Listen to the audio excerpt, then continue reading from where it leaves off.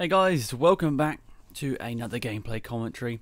Today we're going to be just focusing on how important is Formula 2 in becoming an F1 World Champion. So I'm going to look through a history of GP2 and Formula 2 and look which of those drivers who won that championship have gone on to be the Formula 1 champion. So how important is Formula 2? And at the end of this video we're going to go through the 2018 grid and look at which drivers did and did not race in the Formula 2/GP2, which started in 2005. So the inaugural champion of GP2 was Nico Hlkenberg in 2005, and of course we know he went on to win the 2016 Formula 1 World Championship. Now, he didn't have mega success in the career before that. He wasn't crazy fast in Formula 3. Of course, he went on to get some race victories and podiums in Formula 3, but he never really had the pace that he showed in GP2 and then obviously in Formula 1 as well. But I think it's important to note that he did this when the teams had absolutely no knowledge really. They would have only had a bit of pre-season testing and developing the car. They wouldn't really know much about this car. So the fact that he did it in the inaugural season I think does actually mean quite a bit.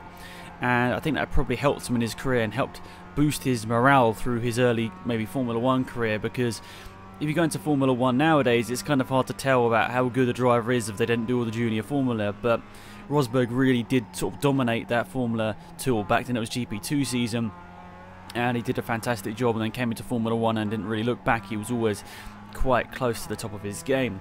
So the 2006 GP2 champion was Lewis Hamilton. Now we know he's gone on to be a 4-time world champion, and it's most likely going to become a 5-time world champion in the next couple of weeks if Mercedes continue their somewhat dominance of the sport over the last couple of events. So Lewis Hamilton, I think GP2 really did help him because he was a very good driver in the career before that. It took him 2 years to win Formula 3, sorry, but he came into GP2 and really set the world alight. He probably was more impressive than Rosberg in GP2.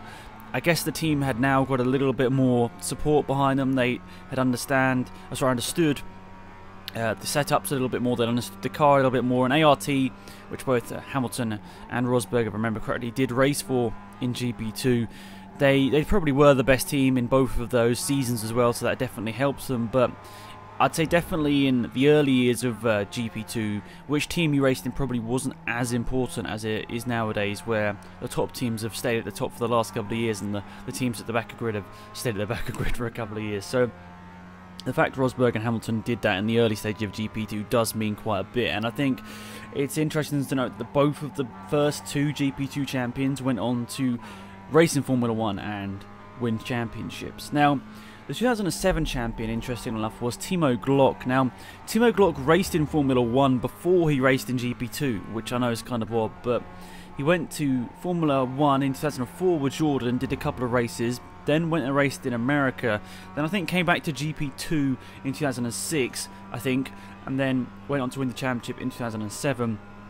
And after that he went on to race in Formula 1 and raced from Formula 1 from 2008 to 2012 for the Toyota and Marussia/Virgin teams. So he had a pretty good career in Formula 1, and it's interesting to note that he did win this 2007 championship. I think that he was the first person to win it in his second season, because obviously Rosberg was in his debut season and Hamilton was in his debut season as well. And I think Timo Glock raced in 2006 as well, so he was the first guy to take more than a year to win that championship. Of course, in the first year, whoever won that championship was going to be a first season champion, because, you know, and obviously Lewis Hamilton came in and did very well as well. But Timo Glock took a little bit more time to win that championship, and he did so. And I think he wasn't even in an ART as well, so I think he was obviously the first time an ART didn't win that championship as well, which is interesting. So next up in 2008 was Giorgio Pantano, and he did race in Formula 1 for a year before GP2 once again in 2004, so a bit like Timo Glock, he did a little bit of time at Jordan in 2004 before his time in GP2. So Giorgio Pantano, I think by many people in the paddock, people like Will Buxton for example, who followed GP2 in its formative years, he really noted that Giorgio Pantano deserved more time in Formula 1 He's an extremely talented race car driver that wasn't given the time of day, and I think that's kind of sad when you think about it. I mean, back then, especially if you won GP2, you were sort of pretty much guaranteed to be in Formula 1 at some point. It isn't so much the case nowadays because money's much more of a thing. It was, of course, back then a thing, but the drivers that won GP2 were normally seen as the one to pick if you were looking for a driver in Formula 1. So it was sad that Giorgio Pantano wasn't given the opportunity in Formula 1 to go further and to go on and, you know, race for another team after he won the championship, but it was never the case, unfortunately, for Giorgio, and he never raced in Formula 1 after his time in GP2 becoming champion. So in 2009, Nico Hlkenberg won the championship. I think he was in his debut season as well. Don't get me wrong, he might not have been, but I think he was in his first season. And of course, Hlkenberg's come on to be probably one of 2 or 3 drivers which is seen as the one as best of the rest in a way. Him, Perez, maybe someone else, maybe Ocon, I guess you'd probably put in that category now, that are sort of seen as the best of the rest in terms of drivers that aren't in a top 6 team. Of course, other drivers like Leclerc coming through now, but drivers that are stuck in the midfield like Hlkenberg do a fantastic job in the team and the equipment they're in. And of course, he's a Le Mans winner as well. But the big thing for Hlkenberg, he's still not got that podium. Will that change going on to the future? I think with Daniel Ricciardo joining Renault, I kind of feel like there's a momentum wave coming. I think Renault will probably be challenging for podiums next year.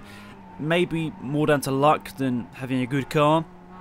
But I think they will have a few podiums here and there next season, Renault, which I think will be interesting to see. And it'll be interesting if Hlkenberg gets them first or whether it's Ricciardo. Of course, Ricciardo coming into a brand new team, and Hlkenberg being with a team he's been with since 2016? 2017.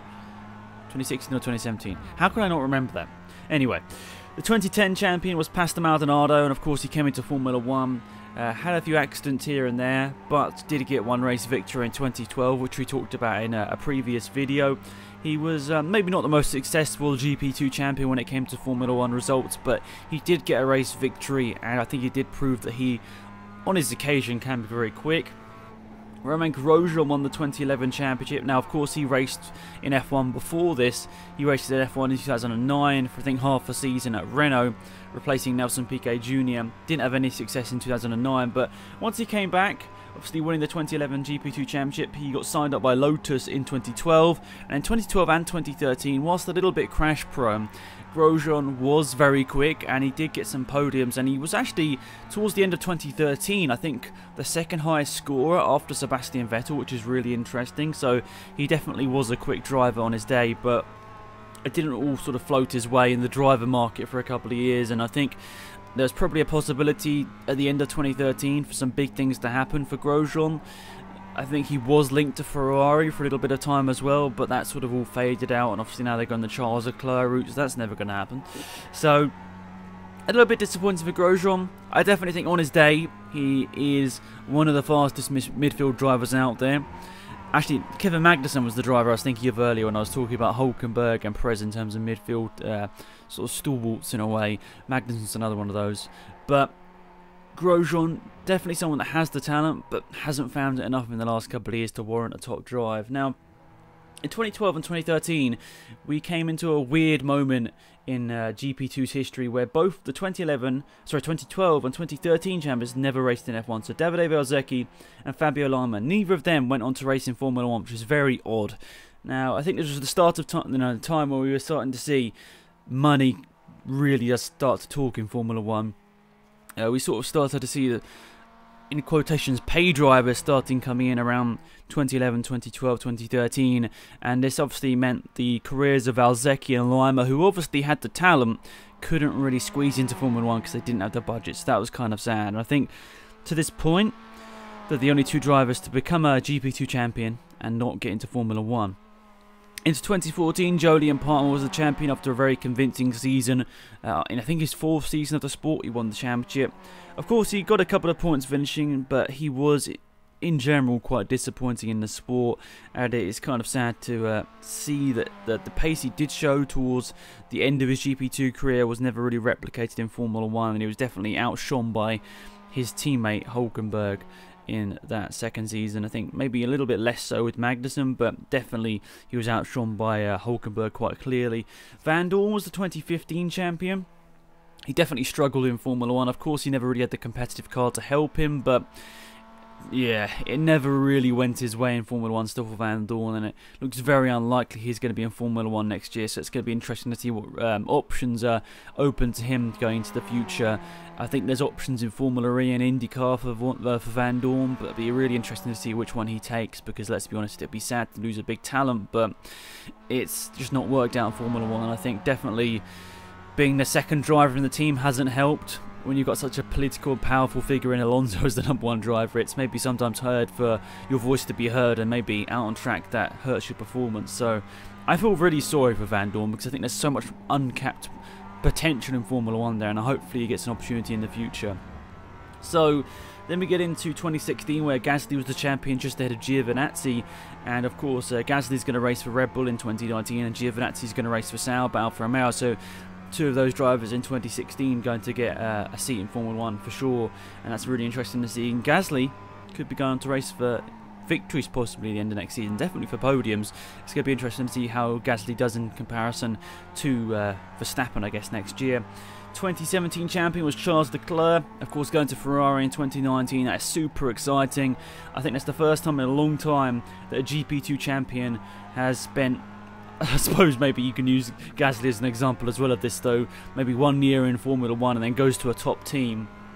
Hamilton obviously went straight to McLaren, and Grosjean went, after his 2011 win, went to a pretty competitive team as well. But generally you don't go to a competitive team that early after your GP2 career nowadays, and it's great to see the opportunities that Gasly and Leclerc have been handed.